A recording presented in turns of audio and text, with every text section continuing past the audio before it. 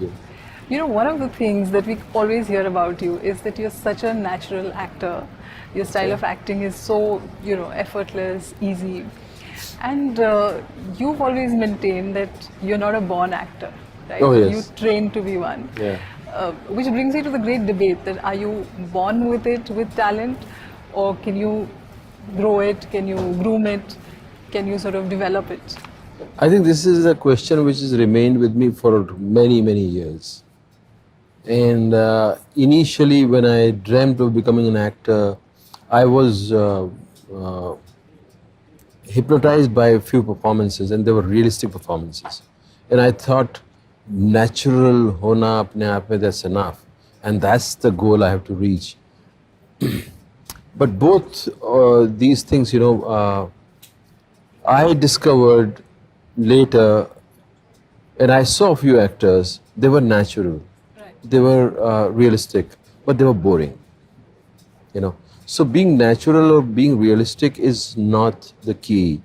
It's I have done performances which were over the top, which were a little melodramatic, and I thought, and I felt a need that, if I'm an actor, I should be able to pull this off as well. If I'm just caged as a naturalistic actor or realistic actor, it's a limited way to look at it.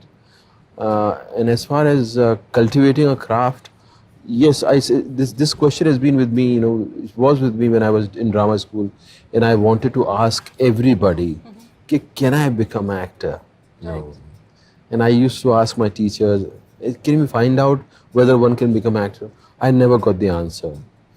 In some books, Stanislavski's book or some other books, they would answer. They would say about this thing that, there's something in a person. If it's there, you are an actor. Otherwise, you're not.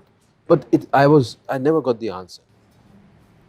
So I was a very shy guy. I never had any uh, talent of performance.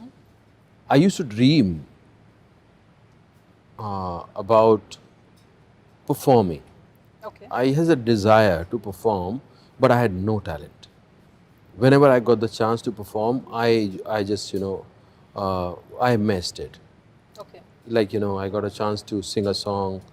There was a competition in drama in schools, and I was chosen, and everybody loved my voice, and I was supposed to sing in a competition, and I appeared in the competition, and I couldn't sing, and I couldn't, so I was not a performer at all, but there was a desire in me. Right.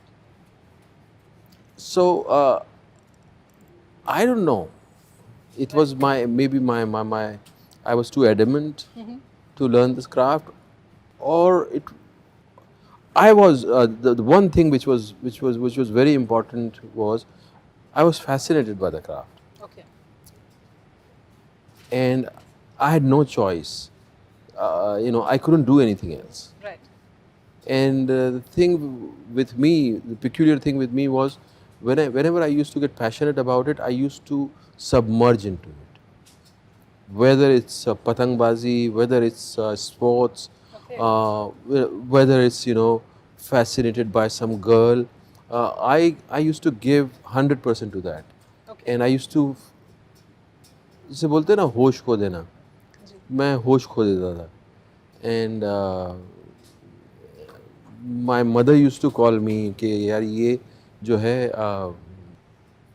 ये जो है मतलब she used to say कि तू अपने होश क्यों खोता है हर चीज़ के अंदर, इतना क्यों घुस जाता है. हाँ, कि मतलब अपना वही नहीं रहता. जैसे अब खेल रहे हैं तो सुबह से लेके शाम तक खेल ही रहे हैं, खाने का पता नहीं है, पीने का पता नहीं है, काला चेहरा हो गया है, लाल आंखें हो गई हैं, बस घुसे हुए हैं आप उसमें. So I think there was a tendency in me to submerge into something, Okay. whatever it is. And I think that tendency might have, Helped you. helped me. Yeah, I think so. But, when we try to understand things, sometimes we have, because now we are in this use and throw culture, we don't want to see things in totality or in wholesomeness. We want to find quick answers. Right. And it's a very complicated thing. What makes you what? It cannot be one thing. It's a cumulative effect of so many things. That's true. And so many things. It's not just about genes. It's not just about one trigger point. It's not just about your conditioning. It could be everything. True. It could be destiny as well. True. You know. You cleared the NST in the first shot, and Yeah, it was luck. I mean, how beginner's luck? Yeah. Beginner's luck. I think it was destiny, and it was fantastic. It's why I still remember I never got the news. Some Brij Mohan Vyas, he was working, I think, at that time in Sangeet Natak Academy in Jodhpur, Okay. and my letter was reached there Okay. from drama school that he's been selected, because we were supposed to get the scholarship from state. Okay. So the letter reached there, and somehow the news came to me that "Arey tumhara ho gaya hai." I got, I was, I didn't know what to do, and I immediately went to Jodhpur and found out, and I think Brijmohan Vyas told me that आपका हो गया है, आपको कुछ 250-300 रुपए जमा कराने होंगे वहाँ, and I didn't have any source to get that kind of money, and but it happened, and yes, it happened, and I think it was, I don't know what it was, You met your wife Shutafa over there. Yeah, You were batchmates. yeah, she was outgoing type, she was from Delhi, and they were like, happening, and we were coming from a North India cow belt, and they could take teachers' name. We never used to say teachers, call teachers by their name. We used to say ma'am, and they used to laugh. They used to laugh on us. Yeah, ma'am, right? And they used to call, like Anuradha ma'am को, they will say Anu, है ना, मुझे शर्म आती थी यार, Anu कैसे बोले यार, ये तो ma'am, teacher, respect, हाँ यार, respect जो आपको condition किया हुआ है. So yeah, and we used to interact a lot. Somehow we used to talk about our fears and our aspirations and whatever, and that was the beginning. We were more of a friends, and we remained more of a friends rather than a romantic, partner. So that had, played a part where, we still continue. Two creative people in a relationship. How does it work out? It's not easy thing, because both are very strong-headed, and both have strong convictions. And she being a Bengali, तो उसके convictions और ज़्यादा strong है. So, but the way she look at a performance, or the way she has a instinctive better understanding of performance than me. Okay. For sure. She sees so many things in a performance which me, being an actor, I can't see. Okay. And I don't see. So she has a take on a performance which is much more interesting and much more layered. So like this character was difficult for me to really, this Mr. Yogi of Qareeb Qareeb Single, I couldn't decipher. It was so well written, and it was so amusing character, Right. fascinating character. But I always used to think, it's very easy to become a caricature of it. And I was not finding the right note for this character. So I used to consult her. I used to ask her, कैसा दिखता है तुम्हें यार, कौन है, कोई reference. फिर वो अपना बताएगी कि ऐसा है, ऐसा है, ऐसा है, ऐसा है. फिर मैं उससे पूछूंगा तुम्हें कोई रेफरेंस याद है, कि कोई आदमी याद है, ये तो वो अपना वर्जन बताएगी. So I do respect her judgment and her sensibility and understanding of a performance, but I don't rely on film stories. Okay. Sometimes she has an area. She could only like these kind of films. Right. Sometimes she won't dwell into a kind of films where there are some areas where she doesn't want to watch those kind of films. Okay. I can watch all kind of cinema.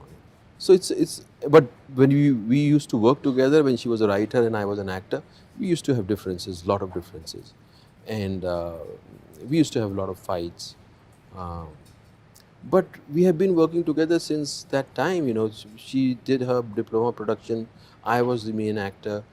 But then I also remember we were fighting. We were also doing the, set, designing the sets. Okay. And I was, giving my inputs, and I was telling her that, I see this color here, wall should be of this color, this and that. So it's a fascinating thing, we have interacted more like a friends rather than, So there's a kind of romance के लिए I have to मैं कहीं कहीं से इधर उधर अपना पूरा करता रहता हूँ. Okay. That's and she's cool with it. Yeah, but That's a good friend. It's, that's the matlab, if she's cool, she's cool. She's not cool, she's not cool. That's me, Okay. You've worked with so many great actors internationally and in India itself. Anyone who's impressed you?